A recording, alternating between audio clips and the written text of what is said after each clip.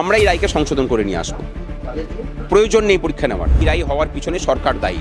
মানে সরকার আসল ঘটনাকে চেপে যাচ্ছে, তার কারণ হচ্ছে যে যাদের কাছ থেকে পয়সা নিয়ে তাদেরকে চাকরিতে ঢুকিয়েছেন তাদেরকে প্রাণপণে রক্ষা করতে চান। ওনার কাছ থেকে যেটা শেখার প্রয়োজন যে নিজের ঘাট থেকে দায় ঝেড়ে ব্যর্থতার দায় অন্যের ঘাড়ে কী করে চাপাতে হয়, আর কোথাও যদি বিন্দুমাত্র ক্রেডিট নেওয়ার সুযোগ থাকে সেই ক্রেডিট অন্যের ঘাট থেকে কিভাবে নিজের দিকে টেনে নেওয়া যায়, এটা যদি শিখতে হয় তাহলে মমতা ব্যানার্জির কাছ থেকে শুধু ভারতবর্ষ নয় গোটা পৃথিবী শিখতে পারে। হাইকোর্টও যে নির্দেশ দিয়েছিল সেখানে হাইকোর্ট কিন্তু খুব পরিষ্কার করেই বলেছিল যে সরকারের পক্ষ থেকে আমরা বারবার করে বলার পরেও এসএসসি সেগ্রিগেটেড লিস্ট জমা করেনি। সুপ্রিম কোর্টও তার যে রায় সেখানে এটাকেও পরিষ্কার করে উল্লেখ করেছে। অর্থাৎ পরিষ্কারভাবে যেটা বোঝা যাচ্ছে যে এই রায় হওয়ার পিছনে single bench, division bench, supreme court প্রত্যেকটা জায়গায় এই রায় হওয়ার পিছনে সরকার দায়ী। মানে সরকার আসল ঘটনাকে চেপে যাচ্ছে, তার কারণ হচ্ছে যে যাদের কাছ থেকে পয়সা নিয়ে তাদেরকে চাকরিতে ঢুকিয়েছেন তাদেরকে প্রাণপণে রক্ষা করতে চান। এই রক্ষা করার প্রচেষ্টা থেকেই এই রায় হয়েছে, এই বিপর্যয়টা এসেছে। মানে এই বিপর্যয় যেটা হলো সেই বিপর্যয় হচ্ছে স্বাধীনতার পরে বাংলার শিক্ষার উপরে বেনজির একটা আক্রমণ, সরকারি প্রাতিষ্ঠানিক দুর্নীতির আক্রমণ।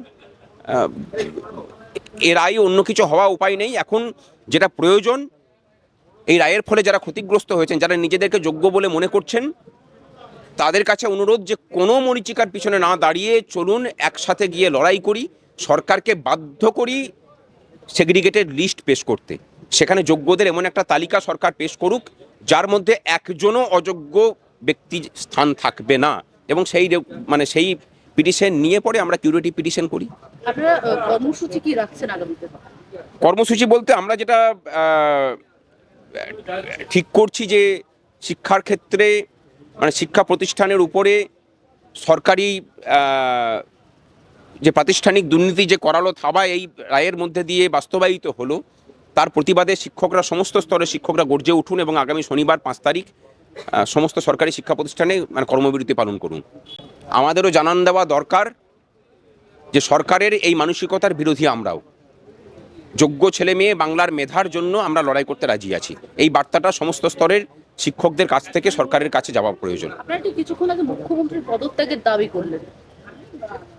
এত বড় দুর্নীতি, একই রায় single bench, division bench, supreme কোর্টে পর্যন্ত হলো, এবং দুর্নীতিগ্রস্তদিকে বাঁচানোর জন্য সরকার আবার সুপার নিউমেরিক পোস্ট ক্রিয়েট করলেন যাতে করে দুর্নীতিগ্রস্তদিকে প্যানেলে অ্যাকোমোডেট করা যায়। তারপরেও যদি মুখ্যমন্ত্রীর পদত্যাগ দাবি না করেন তাহলে আর কবে তিনি দায় নেবেন? আজকেও না, দায় তো নেবেন না, দায় তো কোনোদিন নেননি। তো দায় নেননি বলেই তো রাজ্যটার এই অবস্থা। আজকে এই রাজ্যটাকে যদি আপনি বাস্তবিক জায়গা থেকে দেখতে যান তাহলে ভারতবর্ষের সব থেকে পশ্চাদমান রাজ্যের জায়গাতে পশ্চিমবঙ্গ বর্তমানে অবস্থান করছে। এই দায়ী তো ওনার, উনি তো কোনোদিন দায় নেননি। দায় নিয়ে কাজ করলে রাজ্যের এই অবস্থা হয় নাকি? তাই বাম বিজেপি থেকে সুকান্ত মজুমদার অভিজিৎ গঙ্গোপাধ্যায়কে টার্গেট করলেন সরাসরি। এই কাজটা উনি খুব ভালো পারেন।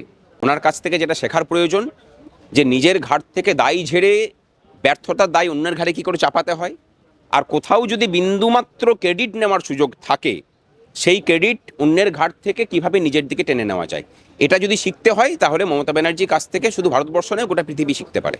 যারা এই মুহূর্তে চাকরি হারিয়েছেন তাদের সঙ্গে 7 তারিখ বৈঠকে বসতে চলেছেন। জানি না যারা বসবেন তারা কোন অভিপ্রায়ে যাবেন আমি জানি না। আরও কোনো প্রতারণা তাদের জন্য বাকি আছে কিনা সেটা জানা নেই। যদি প্রতারিত হতে চান তাহলে তাদের মুখাপেক্ষী হয়ে থাকুন। 3 মাসের মধ্যে যে পরীক্ষা আবার নতুন করে প্রক্রিয়া শুরু হওয়ার কথা বলা হয়েছে, এটা কি সত্যিকার করা যাবে? সত্যি হবে কি জানি না, কিন্তু একটা কথা হচ্ছে, ধরুন কালকের দিনে আপনি একটা পরীক্ষা দিলেন, ধরুন একটা ম্যাচ হচ্ছে, এটা তো একটা খেলার ধরনই, একটা পারফরমেন্সের উপর নির্ভর করে আপনার মানসিক স্থিতি কি থাকছে, সেই দিন আপনি আপনার কনসেন্ট্রেশনটা কোন জায়গাতে রাখতে পারছেন তার উপর পরীক্ষা নির্ভর করে। যে ছেলেটা আজকে 8 বছর আগে পরীক্ষা দিয়েছেন তার পক্ষে আজকে দাঁড়িয়ে তার সেই পারফরমেন্সটাকে একই জায়গাতে রাখা এটা সম্ভব নয় জাস্ট। সুতরাং এটা একটা তার কাছে প্রহসন হবে। এটা আমরা চাই না যে এই পরীক্ষার জায়গাতে যাওয়া হোক। আমরা চাই যে পৃথক লিস্ট পেশ করুক সরকার, সেগ্রিগেটেড লিস্ট পেশ করুক, সেই লিস্ট নিয়ে সুপ্রিম কোর্টের কাছে যাক, তাদেরকেও যেতে হবে না, আমরা নিজেরা যাচ্ছি। আমরা এই রায়কে সংশোধন করে নিয়ে আসবো। প্রয়োজন নেই পরীক্ষা নেওয়ার, 3 মাসের মধ্যে এই কাজটা করে দেওয়া সম্ভব, সরকার ব্যবস্থা করুক। বাংলা হান্টের আরও খবর দেখতে নজর রাখুন। বাংলা খবর মানেই বাংলা হান্ট।